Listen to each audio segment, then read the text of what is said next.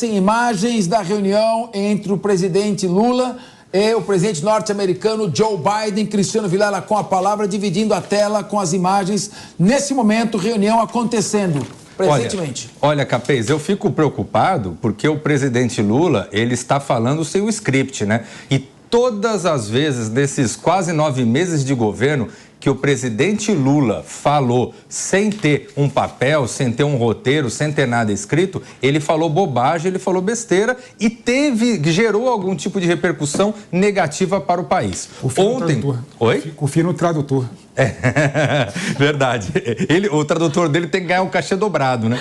O presidente Lula, ontem, ele fez um bom discurso na ONU, por quê? Porque ele se utilizou do discurso escrito pelo Itamaraty. Agora, em reuniões como essa, onde ele acaba falando o que vem na cabeça dele, realmente a gente acaba ouvindo uma abobrinha atrás da outra, um constrangimento atrás do país. Na imagem aí, Vilela, na imagem, você observa já algumas críticas contra o estado de saúde do presidente Joe Biden, que ele teria sofrido até uma espécie de um acidente vascular já há algum tempo, apontando que ele não está totalmente no controle da situação.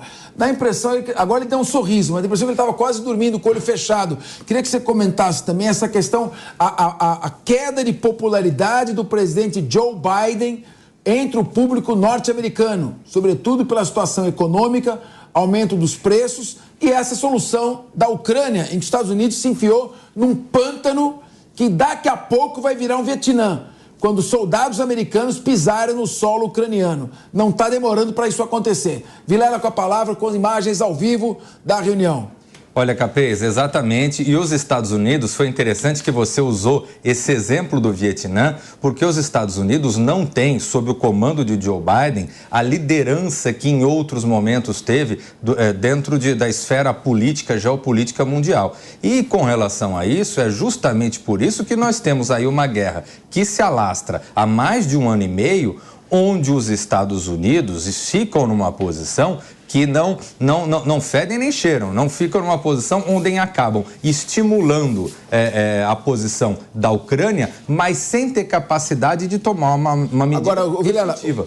Meu querido Felipe Monteiro, o coronel Douglas Macgregor, que é um veterano de guerra na guerra do Iraque, tem várias obras realizadas, um estudioso do cenário militar, e o Scott Ritter, que também é um ex-mariner, que inclusive foi fiscalizou as armas de destruição em massa também no Iraque.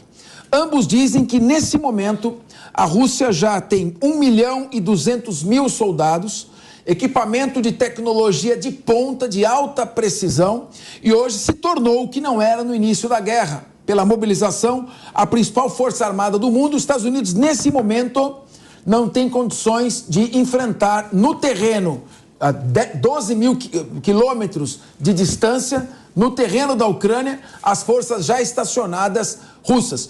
Como é que vai acontecer? Como é que o Lula pode contribuir com o Zelensky dizendo não tem negociação enquanto a Rússia não sair da Ucrânia? E a Ucrânia dizendo, e a Rússia dizendo, nós já ocupamos 18% do território e não vamos sair. E se continuar nessa linha, vamos avançar até a fronteira com a Polônia. O mundo está à beira de uma terceira guerra mundial. Essa conversa poderia ter, enfim, você que está otimista, algum tipo de resultado prático que não os preocupa. O Lula pode, de alguma maneira, abrir os olhos do Zelensky à realidade, ou o Zelensky, na verdade, como diz Douglas Macgregor, é um ator selecionado exatamente para desempenhar este papel que está fazendo, com os 2 pés sobre 500.000 corpos de soldados ucranianos. A guerra da Ucrânia com a Rússia é uma guerra grave, como você bem disse, Capês, que pode gerar a terceira guerra mundial, não é? Se o Putin tiver algum tipo de ameaça em relação à OTAN e atacar algum membro da OTAN, isso pode gerar a terceira guerra mundial, não é? Então eu acho realmente que a posição dos Estados Unidos não tinha como ser de outra forma que não fosse entregar armamentos para a Ucrânia junto com a OTAN e com a União Europeia e tentar mediar a paz. Agora, o problema subjacente a tudo isso que eu queria colocar aqui e que o Lula endereçou no discurso dele é a falta de representatividade nos órgãos multilaterais e no Conselho de Segurança da ONU, não é? Os países que mais fazem guerra, eles integram o Conselho de Segurança da ONU. Tem que ter mais representatividade para os países emergentes, né, poderem votar. Tem que revisitar a ideia do veto, né? A gente tem que repensar a ideia do corporativismo e da cooperação entre países diferentes. Então, assim, o ponto que eu discordo de vocês, quando vocês falam da reunião do Lula com o Zelensky, é que eu acho que é muito melhor o diálogo do que o não diálogo. É muito melhor a reunião do que não se encontrar, não é? Pode não dar em nada, mas é muito melhor do que acontecer no G7, que os dois se desencontraram, né? Então, qualquer tipo de apoio e qualquer tipo de mudança de entendimento do Lula passa pelo diálogo que ele está tendo com o Zelensky. Então, é natural. Diálogo. E eu vejo. Mas é uma conversa. De qualquer maneira, há esperança. A esperança é a última que morre, já diz o dito popular, porém, devemos estar preocupados. A situação é grave, realmente grave. Não chegou ainda aqui no Brasil a real intensidade desta gravidade da situação, e o mundo, sim, pode entrar numa terceira guerra mundial, porque os Estados Unidos não querem admitir que erraram, a OTAN não quer recuar e a Rússia não vai sair da Ucrânia. E caso uma dessas partes esteja sendo derrotada no terreno e a Rússia sofreu uma ameaça existencial, o uso de armas nucleares será empregado. Não tenham dúvida disso.